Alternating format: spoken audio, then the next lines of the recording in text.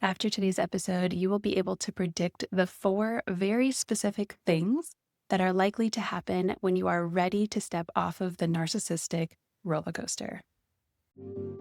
Welcome to Heartbreak to Wholeness, the podcast helping you heal from the mindfuck of narcissistic relationships and move towards the secure, peaceful woman you want to become.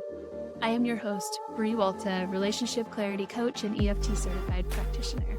Let's dive in. Welcome back to the episode.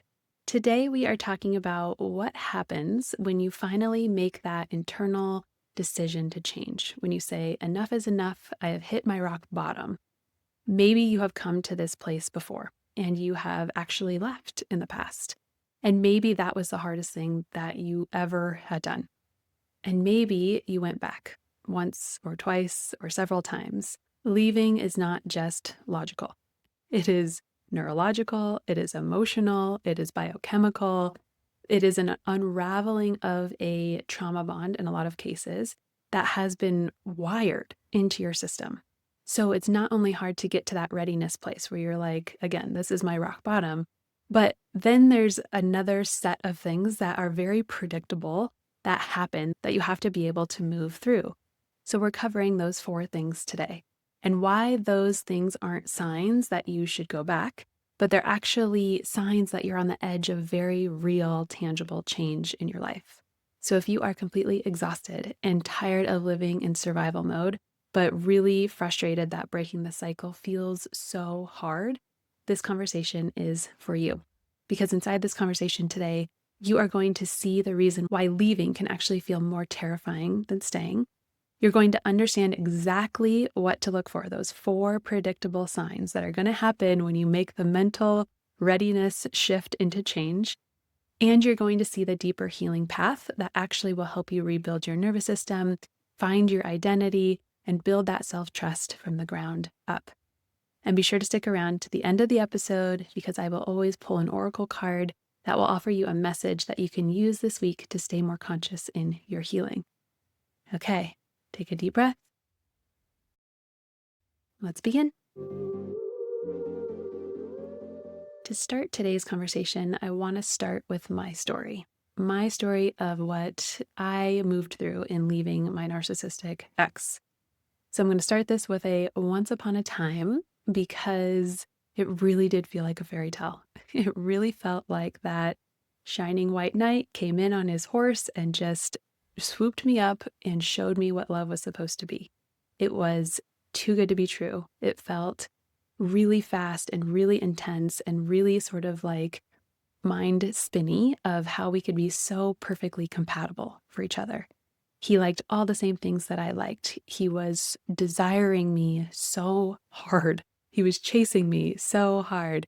It was euphoric. It was intense. It was a lot. And at that time in my life, going from chasing men prior to this person, I was really the one who was chasing unavailable people. And so to be finally the one that was chosen and wanted and desired and chased, it felt fucking great.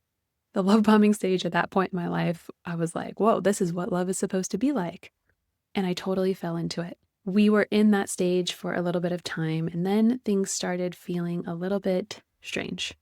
I started recognizing that I was really anxious a lot of the time, that there was a lot of eggshells that I was walking on. It felt kind of like there was this just underlying crack in the relationship that I was trying to constantly fix. Like it was just constantly trying to fix what felt broken. And as I was trying to fix it, he was over there with the hammer, just like continuing to spread the crack. Every conversation felt like it turned into a fight.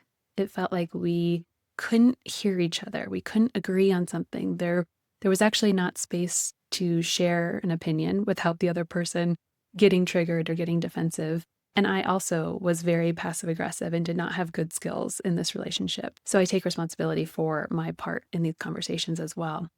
But it felt a lot like talking in circles. I would start with one thing that was maybe upsetting me, and we would somehow turn around all the way around until I was the one apologizing for even having brought it up. It was like just defeat after defeat. And like I said, there was a lot of eggshell walking. There was a lot of me being passive aggressive because that was an old skill that I knew from growing up. And I really sort of just felt perpetually in the freeze state when we're talking about the fight, flight, or freeze in trauma responses. It was sort of like that frozen, oh, if I just freeze and don't have any needs and don't bring anything up and don't walk, then I won't walk on the eggshells. I won't break something. I won't rock the boat. So it was a lot of internal pressure I had to try to, again, like fix this crack in the foundation. As I was trying things, there was a lot of blame for bringing things up or for trying to be the therapist in the relationship or not letting him sort of live his life. And I never felt like I was enough, right? It was either I'm not enough or I'm too much because I'm causing all of these problems.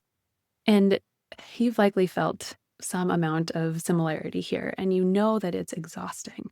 That constant giving with nothing in return, the constant trying to fix, the constant trying to anticipate his actions, his needs, so that I could feel safe, the constant trying to help him in his sobriety, trying to manage his life, trying to manage his health. It was so draining. And I was in that place of effort and trying and exhaustion for about 2 years before I actually attempted to leave the first time. And when I did finally get to that rock bottom place where I was like, I can't do this. This is not how it's supposed to be.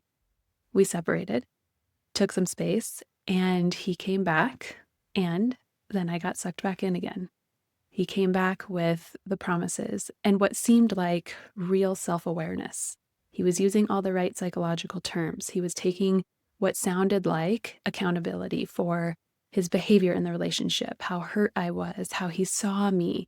It was that flood of feeling seen, of feeling understood, which is all that I ever wanted from him.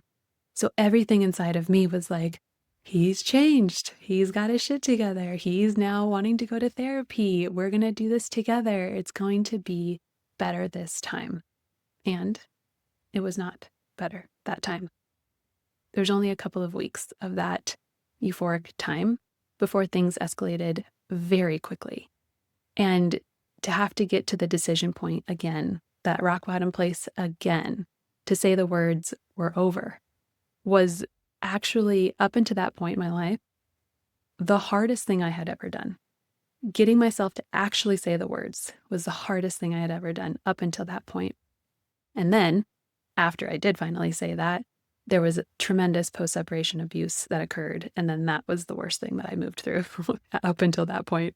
And I can tell you that trying to come to that place of saying, I'm done, when for years my confidence and my self-worth and my sense of self were like chipping away. They were just flaking off of me. I was losing myself completely. By the end of the relationship, when I had gotten to the second rock bottom, when I knew it had to be the final one, I didn't know who I was anymore. I had been so focused on him and the relationship and fixing it and fixing myself that I had lost sense of myself completely. And I had like negative amounts of self-confidence, negative amounts of self-worth or self-respect. I talk about through the post-separation abuse that happened, I had to go from like kindergarten to grad school in setting boundaries. I did not understand what boundaries were. I always felt guilty when I tried to set boundaries prior to that.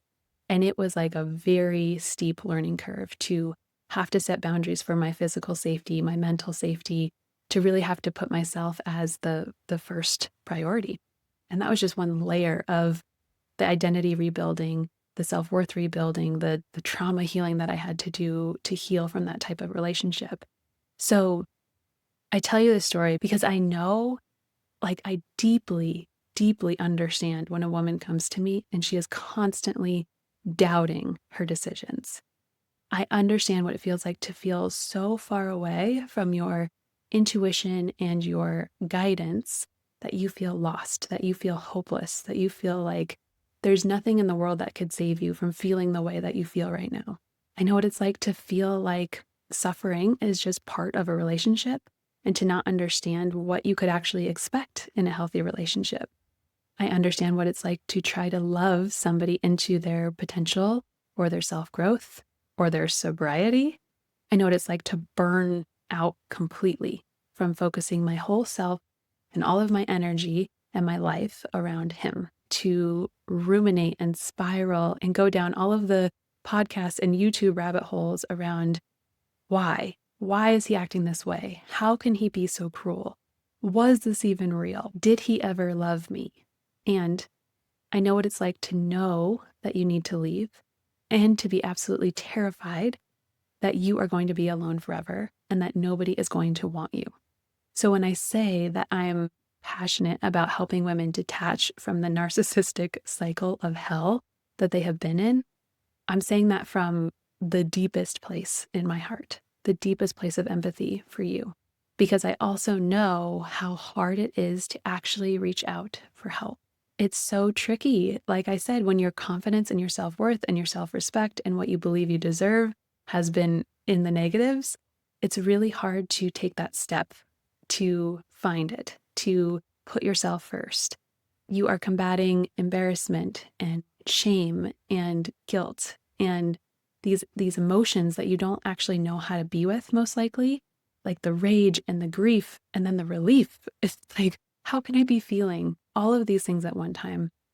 There are moments when you think, oh, I'm fine. I don't miss him. It's good riddance. And then there are moments when you are absolutely on the floor, cannot catch your breath because you're crying so hard. So to even get to the place, again, that rock bottom place where you're like, I actually can't continue doing what I'm doing. I have to reach out for help. I have to get off of this roller coaster. To get to that point is tremendous. And then once you get to that point and you take the step to schedule the free call or reach out to somebody, then there are 4 very predictable things that happen that I've observed in myself and over the many years of helping women through this work. I want to let you in on these 4 things of what to expect, because despite how they may make you feel, they are actually positive signs from within and the universe to keep going, that you are going in the right direction. So let's go over those 4 predictable things right now. The first thing that will happen when you make the mind up to change is immediate self-doubt, like getting slapped in the face with self-doubt, thinking maybe it's not that bad, or maybe I'm overreacting, or I can probably just handle this on my own. When you feel that urge to dismiss what's been happening or go back to your isolation place, that's your nervous system pulling you back into a familiar place. That's what you have been used to. There's a saying that we will always choose a familiar hell over an unfamiliar heaven. And that is because even though the familiar is hurting and is not serving you in your life, it's predictable. And because it's predictable, the body feels like it is safe. So it will try to pull you back into the familiar place. Your familiar place right now is downplaying what has happened, is focusing on protecting his image, is feeling embarrassed that you are too emotional, quote unquote, and is second guessing every decision, right? That's what you've been practicing over and over. So that's where your body is going to try to pull you back into that self-doubt. The second thing that will happen is that he will very likely come back around, and or you will feel a surge of hope for the relationship to be different. So it's almost without fail that when you decide that you're done, something shifts. You get a text, you get a compliment, you get an apology, you get an I miss you. There's some sort of crisis that you feel too guilty to leave him during, and it can feel cosmic. It can feel like the universe is giving you a sign to stay. Maybe you're thinking he's different now, or he's sober, or he just lost his job. There's no way I can leave him now. Or maybe he's different this time. He's saying all the things that I've always wanted to hear. You're hearing those things and part of you wants to stay or go back. The truth is that going back will relieve that discomfort temporarily. It will give you a dopamine hit and it will give you short-term relief. But you have done this enough times to know that the cycle always repeats. And once it does, you're right back in survival mode, stuck in that trauma bond. So when you reach out for help, and in the case with me, I offer an intro session. So when people book an intro session, that is the part of you that is making that decision who knows that you can't do the short-term fixes anymore. The third thing that will happen is that you will feel a lot of fear. Fear is going to get really loud in your brain. So thoughts like, what if I fail again? Or I should be stronger than this. Or what if this is the wrong decision? Fear comes in so hot and ready because your confidence is at an all-time low right now. And you have been doubting yourself for a very long time. So putting yourself first feels foreign. To go back to the familiar, unfamiliar, very unfamiliar, very scary is what your body is saying. We don't know what to anticipate in this way of living. So that is scary. Here is the fear to match that. You might be finding yourself really second guessing the decision to get help. You might find yourself thinking, well, maybe I'll just wait until I feel stronger to actually get the support. Or maybe you're back in that hope place thinking, well, maybe he changes and that will save me from actually having to choose. But I want to tell you that these urges, these thoughts are not your intuition. It's discomfort and fear avoidance. And the fourth thing that is very likely to happen is that your schedule is going to somehow fill up. This one specifically is so interesting to me because the moment that you prioritize your healing, it's almost like the universe is giving you a test. It's like, are you actually thinking that you're important enough to put yourself first? Because a work conflict will appear, or your kid will need something, or a friend will have a crisis, or something more urgent pops up. And this is exactly how self-abandonment has survived in your life up to this point. You are highly capable.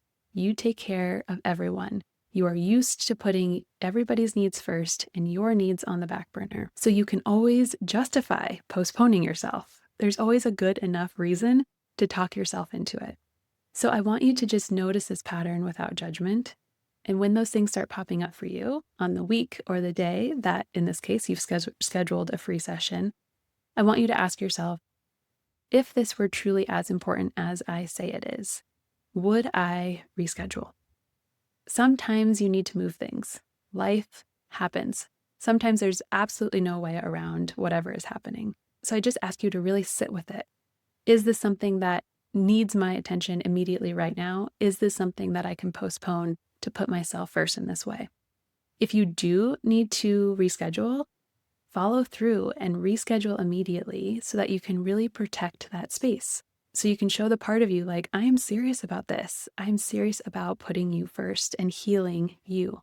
I want you to start just putting your mindset around like healing is not optional maintenance anymore.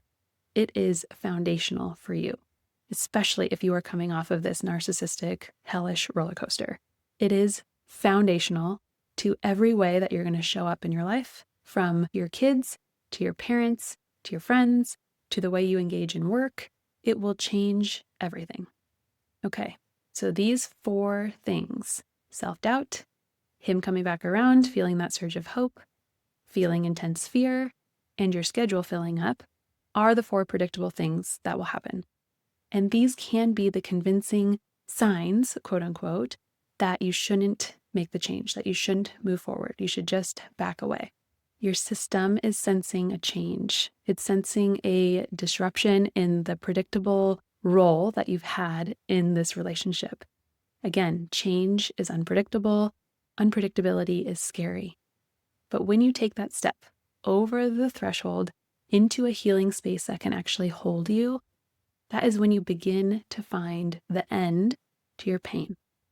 When I work with clients, their pain is tremendous. Similar to my experience that I just shared, they don't understand the cruelty, the why and the how. They feel lost because they don't know who they are anymore.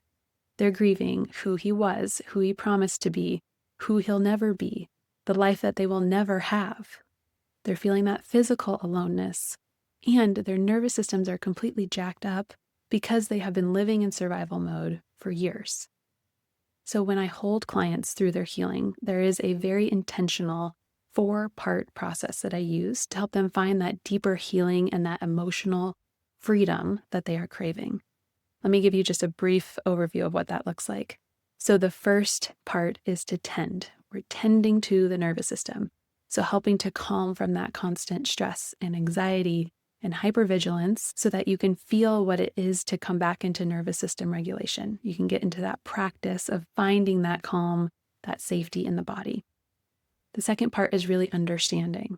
So I know likely you have been deep diving about all of this information about narcissism and narcissists, but this part of the process is going to help you understand your patterns, your specific reasons why things unfold for you the way that they do in relationships, and for you to see exactly what is in your control to change. The third part is processing, really safely being able to feel and release these big, overwhelming emotions and trauma so that you're no longer stuck in the rumination or the rage or the anger or the sadness or the confusion. This is the part where you're also really witnessed and held in the truth of what happened to you. And the fourth part is shifting, rebuilding that self-trust, rebuilding that confidence, and really being able to lead from that powerful center, from that powerful self-love place, with the appropriate tools to handle triggers that come up and to set appropriate boundaries so that you can be operating from this place of the woman that you want to become in all relationships that you're in. I can say with so much certainty that we need all of these things to genuinely heal from really fucked up situations with narcissistic people, to really actually step off of the roller coaster and not be tempted to get back on it. Your healing is not just about learning more about narcissism and narcissists to try to make sense of what happened to you. It's not about just trying harder to go no contact. It's so layered and nuanced and takes a safe space for you to be able to land so that you can really begin to unpack it all and trust yourself and trust others again. I want to leave you with this because I want you to remember that if you are here and you have made it through this episode, it's not because you are being dramatic or crazy or because you hate him. It is because you are exhausted. You're exhausted from the survival mode, from the overthinking, from the having to be the strong one and doing all the work and still feeling so uncared for. And something inside you knows that you can't do it anymore. And that voice is the part of you that has been lost. She is like peeking her head back up like, hey girl, do you hear me? Because I need you. I need you to come down into this well and help me out of here because we have gotten so deep into this shit. But she knows that you're capable. She knows what feels true. She knows what feels steady. And that is more than enough. Trusting that voice is what you need. So then the question really is, can you take the next right step to honor the part of you who needs it? And if that answer is yes, and through listening to this podcast, you have felt some safety and some sense of being seen from me, I invite you to go to the show notes and click through and schedule that intro session. We will have a grounded, compassionate conversation to explore where you are and if we are aligned with the type of space that I hold. And remember, if you do go and schedule that intro session, be aware of these 4 things that we talked about in this episode: the self-doubt, him coming back around, the fear, and your schedule suddenly filling up. You can move through the rock bottom. You can move through those 4 things. I know because I did. And it would be my honor to guide you. Okay, lastly, let's pull an oracle card and see what the message is. The message that came through is the Judge. So let me find the Judge in the book and I will read to you what it says. The Judge sits in a tall chair overseeing a situation, argument, decision, or conflict. It's a position and a perspective of reverence and responsibility. Looking through the eyes of the Judge, you find yourself in a position of authority, one that requires patience, discernment, and compassion. The Judge doesn't indiscriminately pass judgment without all the facts, context, data, empathy, and love. It's a perspective of wholeness. See the whole picture and make the best decision you can at this time. If you need more information, get it. If you need to take time, take it. If you find yourself at a crossroads of a big decision, the Judge is here to remind you that a decision made with a little bit of distance and time is better than one made from reactivity or fear. I am so seeing you in everything that you are feeling and navigating and moving through, and I really, really hope that I get to meet you. That link for the free intro session is in the show notes. And until I see you then or in the next episode, please, please, please remember that you are not alone.